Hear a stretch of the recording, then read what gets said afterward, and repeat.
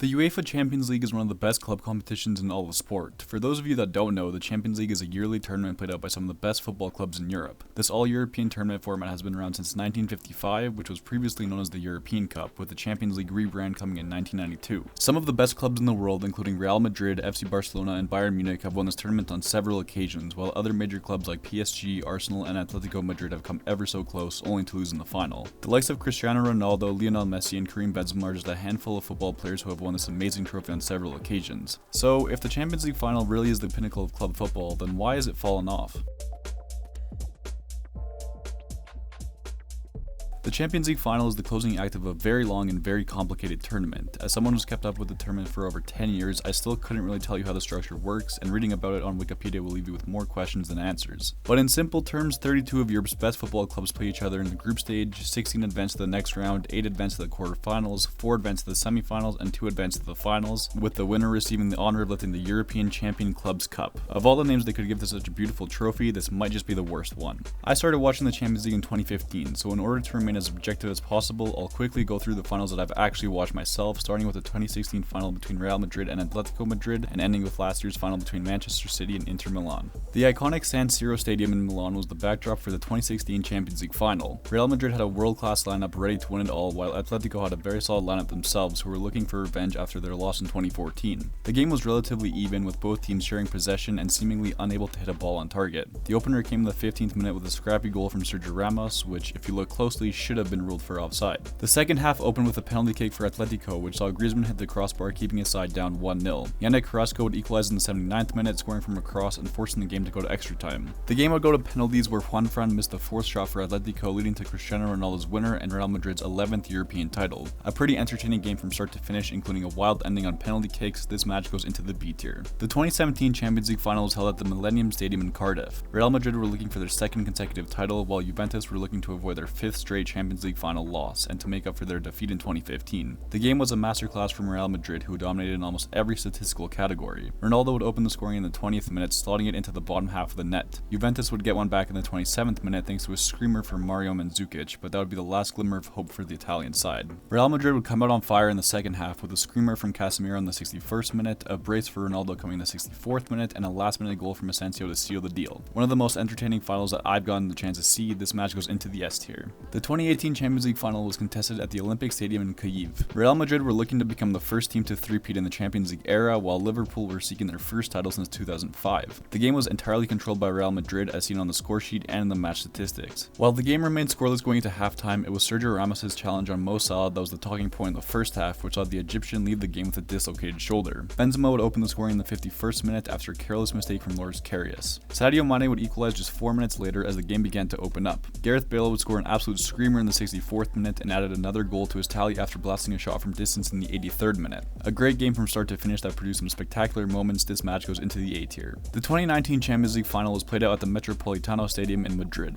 Tottenham were making their first ever appearance in a Champions League final, with Liverpool looking for revenge after their defeat in the previous match. At first glance, it looked as if Spurs were the stronger team throughout the match, but it was Liverpool that made the most of their chances. The game got off to a flowery start, with Spurs conceding a penalty just 24 seconds in. Salah would convert the penalty, putting Liverpool up early on. Spurs were controlling possession for most of the match, but wouldn't see any of their chances trouble the Liverpool goalkeeper. Divock Origi, who had come on as a substitute, would score the final goal for Liverpool in the 87th minute, helping Liverpool to their first Champions League title in 14 years. A pretty lackluster game from a neutral perspective. This match goes into the C tier. The 2020 Champions League final was played out at the Estadio da Luz in Lisbon, behind closed doors. PSG had reached their first ever Champions League final, while Bayern Munich were looking for their first victory since 2013. This match saw Bayern control possession, but both teams would have their fair share of chances, which they simply could not convert. Whether it was an offensive chance for PSG that either missed the net or went straight into the arms of Manuel Neuer, PSG did not play a clinical game and found themselves scoreless. Bayern were not much better, but their chance would eventually come as Kingsley Coman scored the winner in the 59th minute after a beautiful header.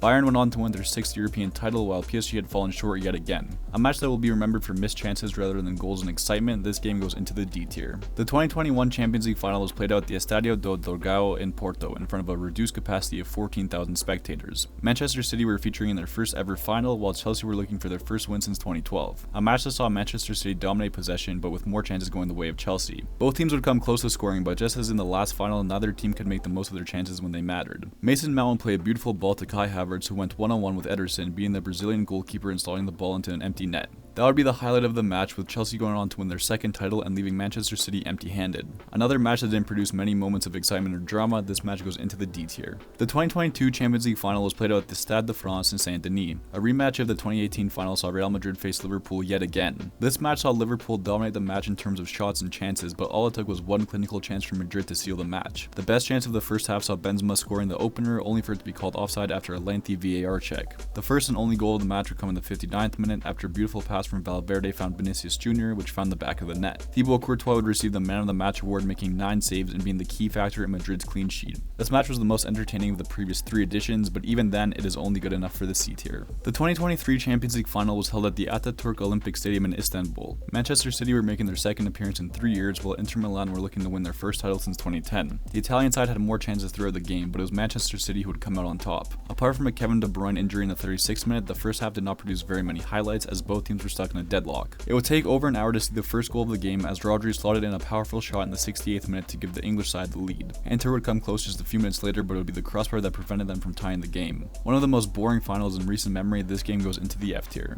By taking a look at this tier list, it's easy to see that the Champions League finals of 6, 7, even 8 years ago were inherently more entertaining than the previous 4 or 5 installments. Then again, this is just my opinion, and in no way, shape, or form am I saying that this ranking is a general consensus. But let's look at the numbers. The past 4 finals have all ended by a score of 1-0. The last time this happened was back in the late 70s and early 80s, when 6 straight finals from 1978 to 1983 all finished 1-0. Another interesting stat is that there has not been a red card given out in a final since 2017, when Juan Cuadrado was sent off after receiving 2 yellow cards. While a red card isn't necessary in order to make a game interesting, it certainly increases the tension, drama, and animosity of a match. Speaking of drama, we haven't seen a penalty kick in a Champions League final since 2019, when Mo Salah scored the opener for Liverpool in the 2nd minute. Penalties are definitely a heated debate in the sport, because whether the referee gives one, doesn't give one, or has to bring VAR into the question, there's almost always controversy surrounding them. And maybe it's that controversy that we've been missing in these crucial matches. The last thing I want to mention is the individual performances of the players. The last world-class performance that I can remember is Gareth Bale in 2018, when his 2 goals propelled Real Madrid to victory over Liverpool, earning him the Man of the Match award. The last 5 Man of the Match awards have been given to Virgil van Dijk, Kingsley Coman, N'Golo Kante, Thibaut Courtois, and Rodri. Of those 5 recipients, 2 of them have been the scorers of the only goal in the match, 2 of them have been awarded to defensive players who helped in keeping a clean sheet, and the final award was given to a goalie who had one of the best games of his career. Apart from Courtois in 2022, I wouldn't say that any of these players had a career-defining game that will go down in Champions League final history, and when you reach the pinnacle of club football, it's these performances that cement your legacy. To end things on a more positive note, I want to say that I'm a huge fan of the Champions League. I love that we get to see some of the best teams in the world battle it out every month, and this tournament really does showcase the best football talent in the world. I personally love the group stages of the Champions League, and while the early knockout stage matchups aren't always the most entertaining, the quarterfinals and semifinals almost always produce some legendary games. It's really just the last couple of finals that have left me wanting more and wondering why they haven't lived up to the hype. The 2023 Champions League tournament will be the final edition that features the standard 32-team, 8 groups of 4 gameplay before a complete and certainly controversial overhaul of the tournament arrives next season. As a fan, I think we all want to see this year's final live up to the hype, and another lackluster result would be a tough way to say goodbye to a format that's been so good to us. This year's final will be played at the iconic Wembley Stadium in London, and regardless of the 2 finalists, I would love to see a high-paced, high-action, high-scoring game that will go down in the history books. I'm really interested to see what you guys think of my take on the last few Champions League finals, so comment down below and let me know your thoughts. Make sure to like and subscribe to the channel for more football content, tier lists, and everything in between, and as always, I'll catch you next time.